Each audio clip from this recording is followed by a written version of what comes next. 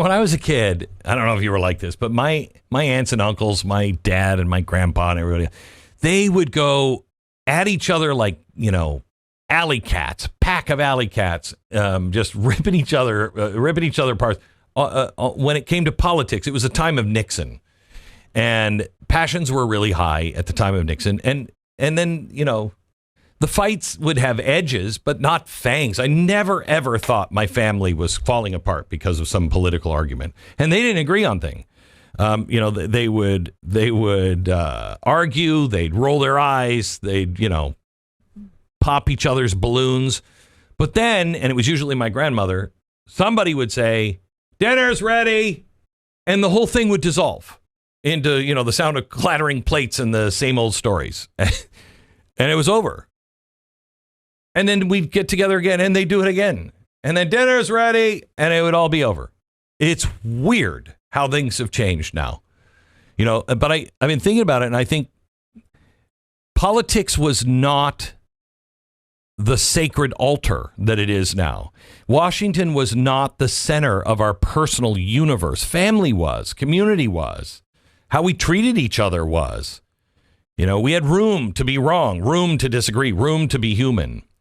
I saw something yesterday. Jimmy Kimmel's wife was on, let's see, We Can Do Hard Things, the podcast. And she was on, and she's now distancing her pro-Trump relatives, family members. And she said, it hurts me so much because of the personal relationship I have now where my husband is out there fighting this man. I personalize everything. When I see these terrible stories every day, I'm immediately mad at certain aunts and uncles and cousins who put him in power. And that's really, really super hard. Wow. She personalizes everything. I mean, that's not politics. That's something well beyond politics. You know what I'm saying? I don't know what that is.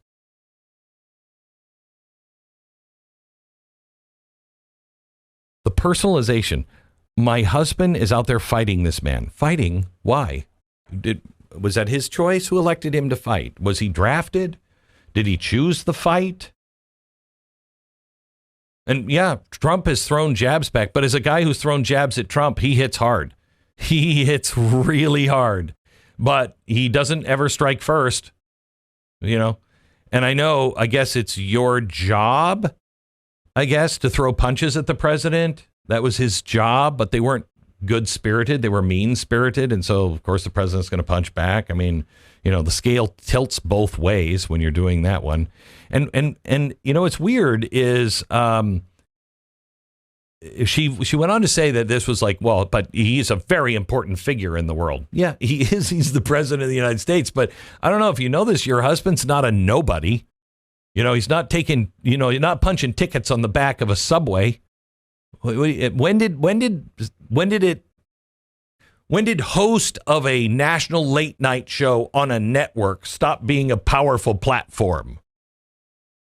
Well, I'm very angry. I'm very angry. I'm mad at my aunts and uncles and cousins who put him into power.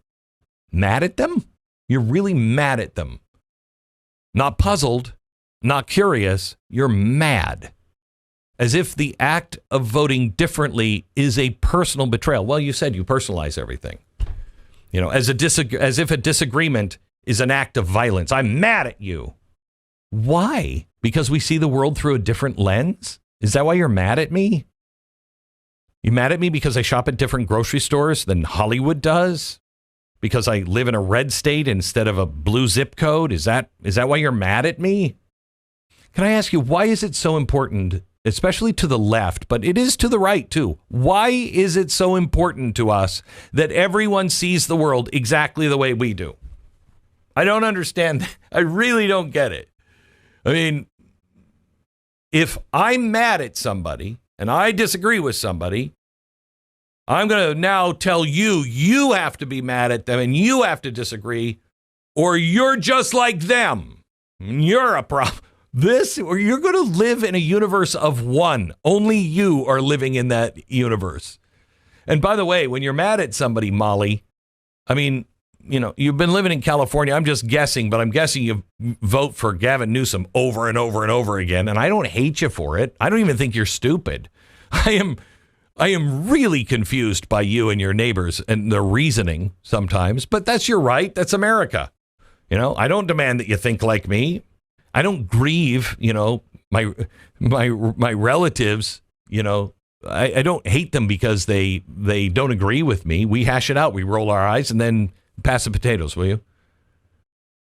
I mean, I have lots of people in my family that disagree. Lots of them disagree with me. I'm not mad at them for that. Not at all. I learned from them. You say you're aligned with values. Good. Great.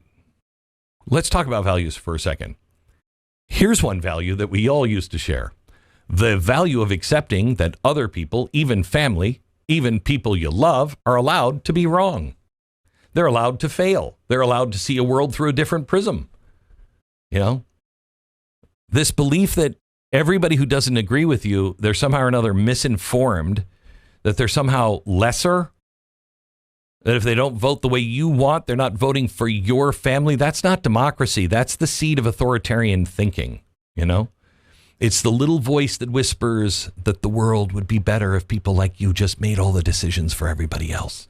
And that voice grows and grows and grows if you feed it, Let me just ask you this. If that's what you think, how does that end? Okay. I have to be mad at them because they don't see it my way. Okay. Does that circle keep growing? Because what do? Do you force them eventually to see it your way? Because if you've tried to convince them and they can't be convinced, your choice really is love them or force them into silence, force them, shame them, shun them, strip their voting rights away from them. I mean, all of these choices, it gets worse and worse from there. You try to convince them, and if they don't see it your way, you shrug your shoulders and say, pass the potatoes. Am I wrong on that? I mean, we're all headed towards Thanksgiving. We're all headed for one of these showdowns. We know it. All right. How are you going to react this year? Because history shows there's only one road those impulses drive towards, and it's not one lined with liberty trees. Let's just say that. You accuse your family of choosing a dictator, but did you notice what Gavin Newsom was doing during COVID? Did you see that one? No, because the ends justified the means. It was totally okay to take religious people, and if we have to throw them in jail, we'll throw them in jail. I mean, people like him, and he was even talking about, you know what, maybe we should pick these people up. We deny them medical care if they don't take the jab. Wait, what? When you don't see it on your own side, because I see it on my side. I do. I see it on my side. Stu and I talk about it all the time. We are watching Donald Trump like a hawk. You start messing with the Constitution, we're all over you. I see it on our side. I see how it can happen. I don't want it to happen. I'll stand up. I'll be with you if it starts to happen. But if you can't recognize it on your own side, that blindness is how free nations lose their footing. And when you say that them voting for Trump is them not voting for your husband, again, can I just ask gently, was he running for something? Because I wasn't aware he was on the ballot. I didn't know. I just thought he was a bad talk show host. In my opinion, a bad talk show host. You write for him. You're a producer. I'm sure you're also married to him, so you love him. But if that's the standard, none of us stand a chance. Okay. And by the way, I'm on the air every single day. I have a family that disagrees with me. They're still my family. I love them. They love me. Politics, shouldn't break what God and blood and history has put together, So let's go back to values. Humility is one. Humility. That's the ballast that keeps the nation steady. Yeah, but they were very upset when they were going to be canceled. Yeah. Hey, now you know what it feels like, huh?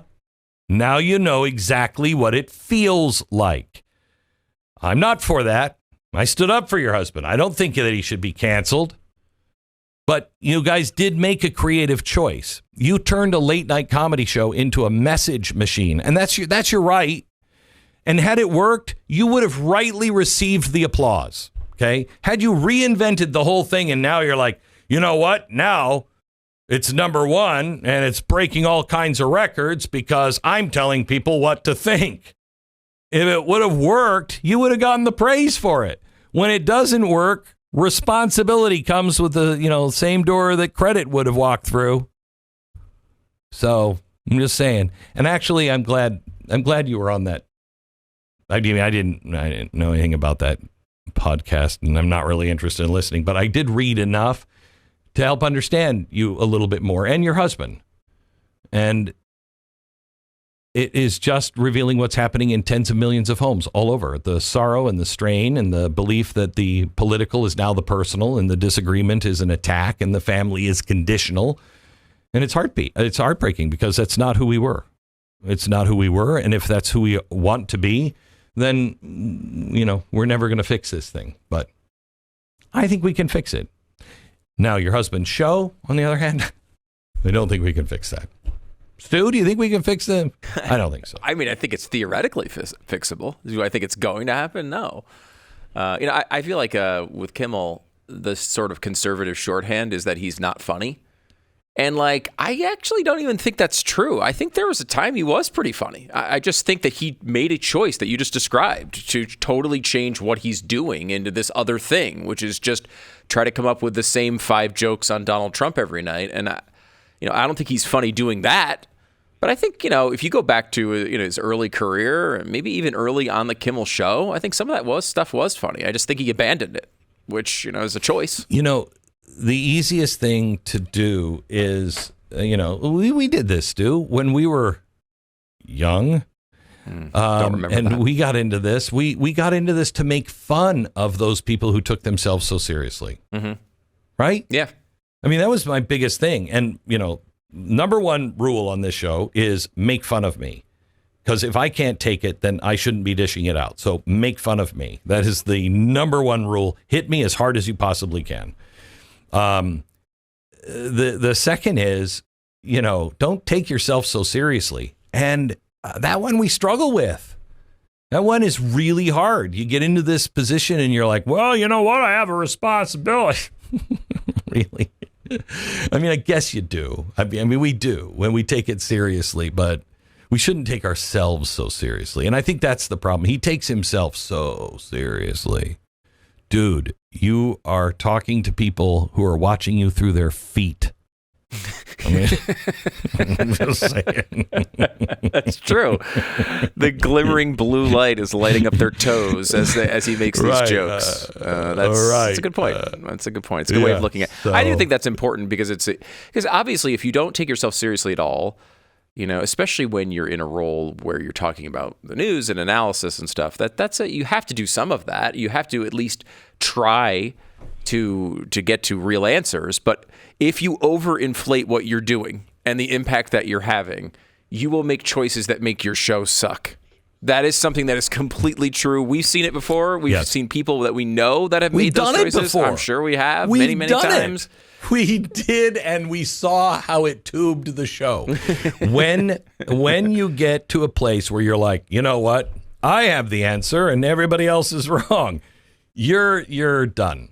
You're done. You just can't. We need to take our job seriously, but not take ourselves so seriously. And I don't think he takes his job seriously because that's not what a TV late night show is. It's not a classroom. Glenn, in these serious times, you have to change it. You have to. In times like this, with a tyrant like this, you must blah, blah, blah, blah, blah, blah, blah. It's like they all go through the same process.